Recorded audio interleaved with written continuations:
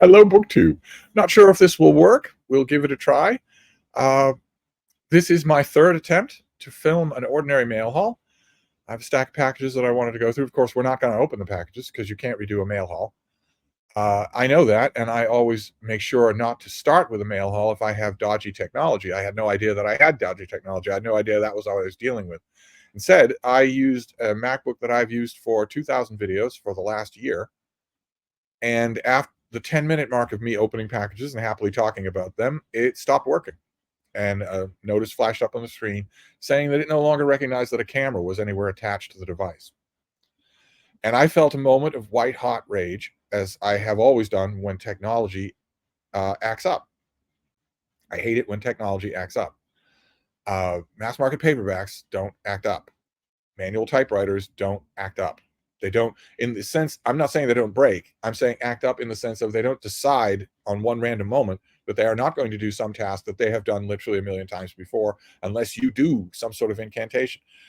Fortunately, in response to this white hot rage, which is always a bad thing to feel, I made sure to incorporate redundancy into my tech, to have tech all over the place here that I could do exactly what I did with that first mail haul that was interrupted. I could feel that moment of white hot rage, put it aside, put the device aside, pick up a different device, and immediately resume the task. And I did that. I picked up the next nearest Mac and did that. And it went 7 minutes and then stopped. And it didn't even offer a box explaining why. It just said, I'm not going to do this anymore. I felt that moment of white hot rage again. I confess I am still feeling it. All of these packages have now been opened. So that element of this mail haul is done. I have no idea if this video is going to finish, and I am worried. I am worried. I am old, and I am frail, and I am feeble, and I am possessed of a moderate amount of self-control. But White Hot Rage and I are old friends, and I am worried that if this recording doesn't work, I will not only destroy the device that fails the third time, but also never do this again. This is exactly why I am so low tech on this channel, because I know myself well enough to know that if the technical side of things becomes an issue, starts to fight with me, I'll walk away from it. And I don't want to do that. So we're going to try. I am still going to do this mail. I actually have other videos that I want to make today. I started with the mail, and two machines have now crapped out on me simultaneously. Uh, we're gonna try this again. I want to do the mail and a few other videos, and then I don't know. I have no idea what will happen. So we're gonna go through the mail and hope that this video does not crap out, and that it's, I don't know, that you can hear me, that it's visible. Can we goose the volume? Can you see me clearly? Anyway, let's. I'm gonna try and calm down. We'll go through these books again. I've already talked about all of them.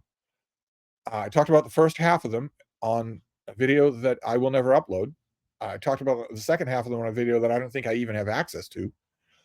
We'll try them again, and this will just be books that are already open. So we'll start with the first one by Jae-yoon Park, and this is called "Addiction Becomes Normal." And I don't. All of the pub sheet material is all separate. It's all away from the book. So we'll just read what's on the books.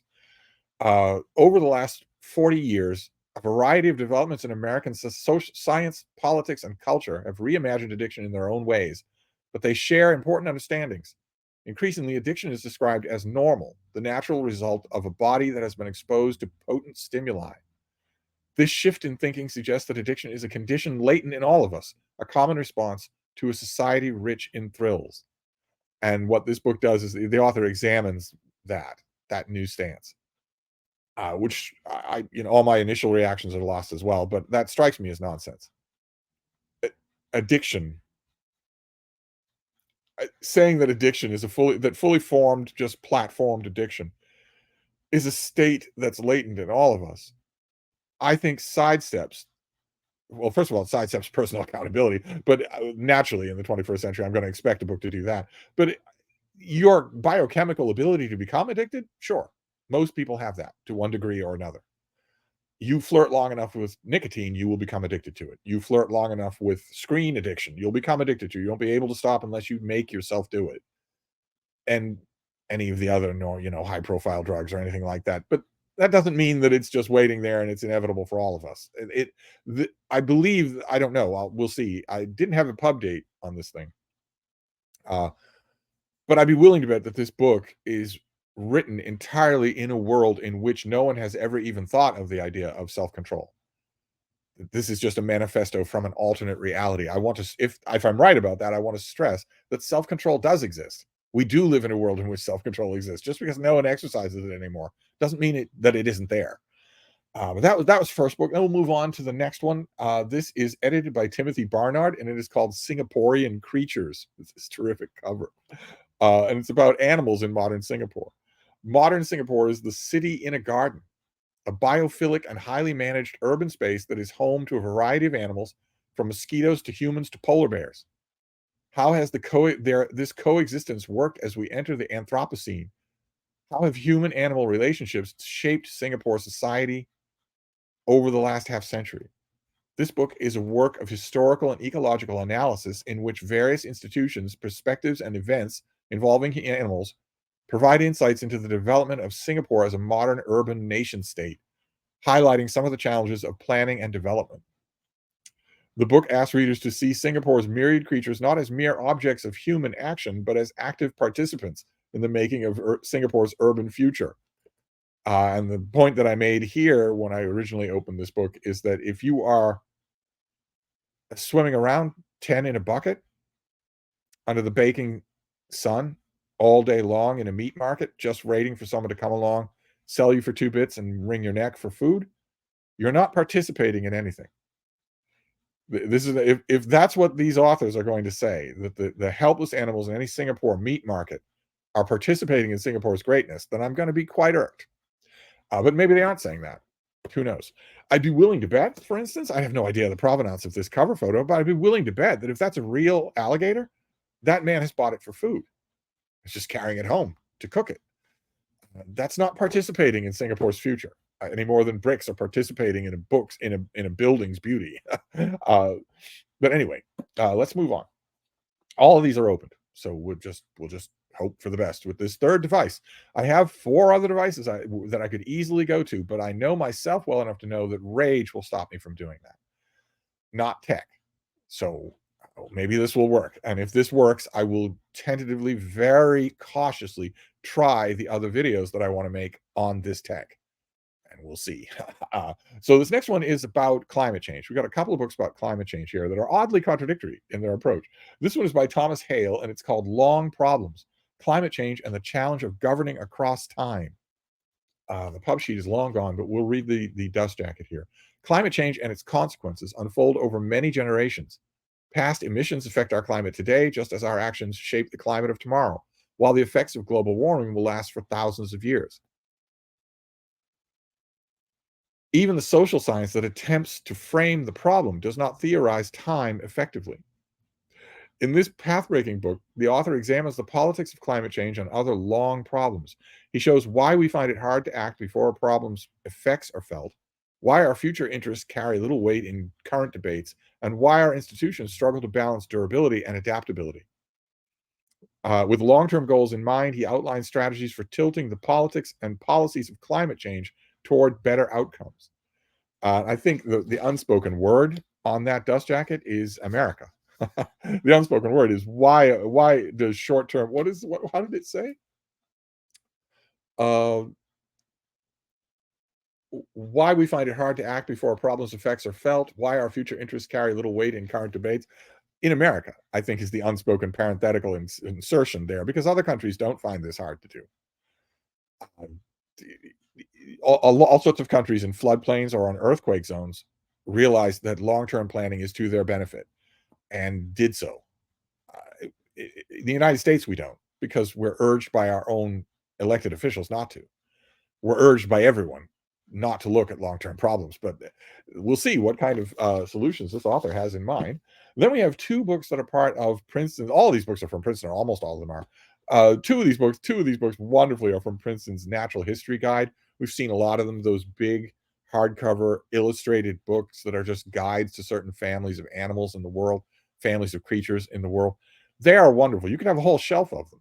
I practically do have a whole shelf of them, and I got 2 of them today. I got Frogs of the World, and this is what you get. You get, they're naked hardcovers, and you get pictures of all the major frogs, their distributions around the world, all of the a thumbnail of their breakdown of natural history information, also sorts of stuff about conservation, interesting little tidbit details and trivia, frog trivia. So we got one of those for frogs and one of them for shells, the shells of the world. Fantastic. I love these things. I don't always, when I get them, I don't always end up thinking that they're reviewable, but maybe that's a lack of imagination on my part. Maybe I should uh, give it a try, at least with frogs. I mean, they're done excellently. They're just wonderful guidebooks, but that's not really a review. Past a certain point, all you have to do in a review like this is recapitulate what's in them.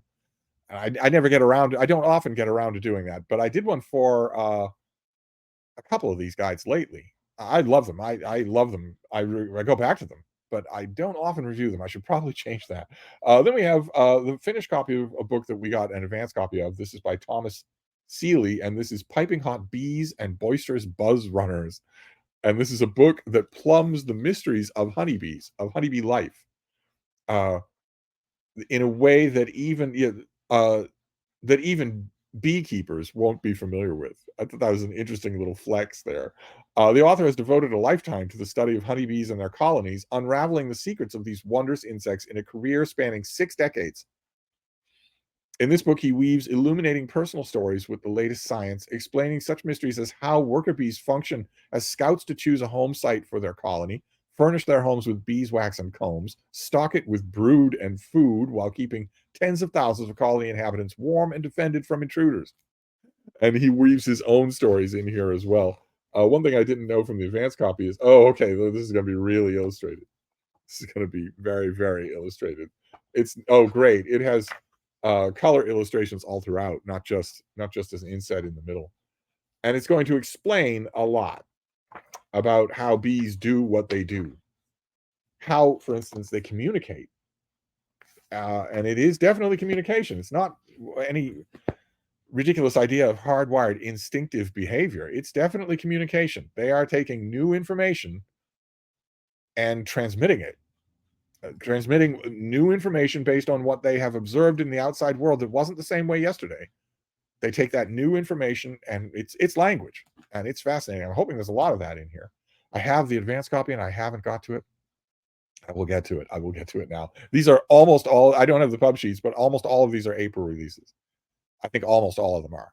And then there's this last one. We started with a park and we end with a park. This is J.R. Jisung Park, and this is Slow Burn, The Hidden Costs of a Warming World. We saw an advanced copy of this as well. This is a finished copy, also an April release. It's also about climate change. And this one is the opposite of long problems. This is asking you to look at the here and now, very small, focused problems. Uh, how the subtle but significant consequences of a hotter planet have already begun, from lower test scores to higher crime rates, and how we might tackle them today. So I really need to get to this. I mean, climate emergency books are going to become far more common. They're going to be everywhere, and I will get to them all. But I haven't done it yet, and a little bit discombobulated because I had 2 machines fail sequentially. That I'm accustomed to machines failing me, but have one just cross its arms and say, I'm not going to do that anymore. And then I say, okay, fine. I'm not going to be the person I was 20 years ago. I'm not going to just lose it and start flinging feces at the windows in rage. Instead, I'm going to put you aside because you're just a tool, and I'm going to pick up another tool. I have worked hard to make sure that I can do that. And then to have the second tool say, I'm not going to do this anymore. That has discombobulated me. And also discombobulating me is that I'm getting all of these April finished copies when my workflow is going to be disrupted next week, starting tomorrow. And I don't know to the extent of that. I'm hoping I'm going to be having a house guest for a week, and some house guests are more comfortable than others with me just hauling off and working. So that's one of the luxuries of having, like, for instance, my friend Sam, when he comes over for a longer period of time, he doesn't always have the time to spare. But when he comes over for a slightly longer visit, it is absolutely normal for the two of us to just open laptops and start working. That is absolutely normal. That is not a failure of socializing. That is not one or the other being offended. That is just it it's part and parcel of both our worlds. You have your laptop and you are pretty much always working. You work it in wherever you can. I'm pretty sure that my house guest is okay with that, but we will see. So that is our twice interrupted mail haul. Not really a mail haul; it's really a new book release, a new release haul because the packaging was all done off camera. So we have climate change, bees directly impacted by climate change, shells of the world, frogs of the world also impacted by climate change again, Singaporean creatures, climate change certainly in the backdrop of that, and then addiction becomes normal, which it does not. Addiction is not normal. It is a personal and moral failure. But we'll see what the author has to say. At least it's not about climate change, as far as I know. But anyway, now comes the Crucible. That I showed you new books. I would be hanged if I was going to stop from doing that. But now comes the Crucible. Can this video be processed and uploaded? Can you actually see this? It looks like it can, but you'll have to put up with a StreamYard logo, but I don't think that's going to kill you. We'll see. Can it be or can't it be? We'll see. I have no idea at this point, but if it can be, you will see this. And some of these books, they're all April releases, so you'll be able to make judgments for yourself about whether or not some of them seem like you want to pre-order them or pre-request them at your library. That's the purpose of all of these videos. So here's hoping. Fingers crossed. So I'll end this now, and hopefully I will see you soon. That is now engraved out, but hopefully we will. So I'll be back. Thank you, BookTube.